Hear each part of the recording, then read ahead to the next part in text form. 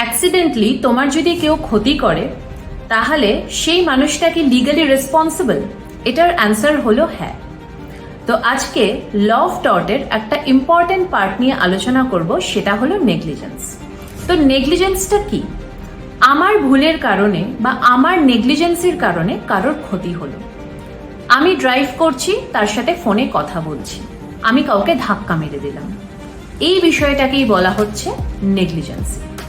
ঠিক আছে, এবার নেগলিজেন্সের কিছু এসেনশিয়াল এলিমেন্ট অফ নেগলিজেন্স, সেগুলো কি? ফার্স্ট হচ্ছে ডিউটি অফ কেয়ার।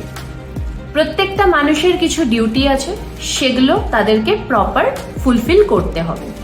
যেমন একজন ডাক্তারের ডিউটি থাকে পেশেন্টকে সঠিকভাবে ট্রিট করা, সেরমভাবেই একজন টিচার তার কি দায়িত্ব থাকে? স্টুডেন্টদেরকে সঠিক গাইডেন্স দেওয়া। এইভাবে প্রত্যেকটা মানুষের যে ডিউটি আছে সেগুলোকে ফুলফিল করতে হবে, এটাকেই বলছে ডিউটি অফ কেয়ার। এরপরে আসছে ব্রিচ অফ ডিউটি, মানে আমি কোনো কিছু ব্রেক করলাম বা কোনো ভুল করলাম, যেমন আমি সিগন্যাল ব্রেক করলাম, তো ডেফিনেটলি এটা ব্রিচ অফ ডিউটি। একটা সাধারণ মানুষ হিসাবে আমার সিগন্যাল ব্রেক করা উচিত নয়, তো এই জিনিসটাকেই বলছে ব্রিচ অফ ডিউটি। এরপরে আসছে ড্যামেজ। এই যে আমি যে নিয়ম ভাঙলাম বা আমার নেগলিজেন্সের কারণে যে কারোর ক্ষতি হলো, তার ড্যামেজ হলো, এই জিনিসটাকেই বলছে ড্যামেজ। এরপরে আসছে ডিরেক্ট কানেকশন, মানে আমি কাউকে ধাক্কা মারলাম, তো সেখানে আমারই ভুল, আমার নেগলিজেন্সের কারণে হয়েছে, তো আমি ডিরেক্টলি কানেক্টেড, এটাকেই বলছে ডিরেক্ট কানেকশন। তো এইগুলো ছিল এসেনশিয়াল এলিমেন্ট অফ নেগলিজেন্স। এরপরে আসছি নেগলিজেন্সের কিছু ভাগ। ফার্স্ট হচ্ছে অর্ডিনারি নেগলিজেন্স।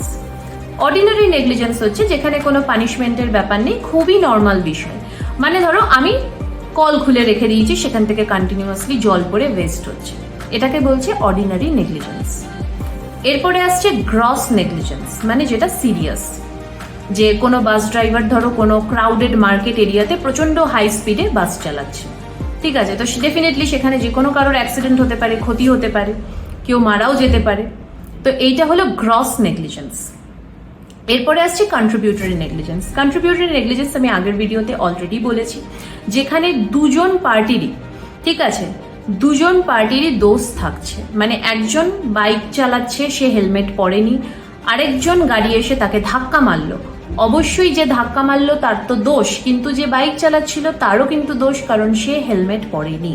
তো দুতরফাই এখানে দোষ থাকে, এটাকে বলছে কন্ট্রিবিউটরি নেগলিজেন্স।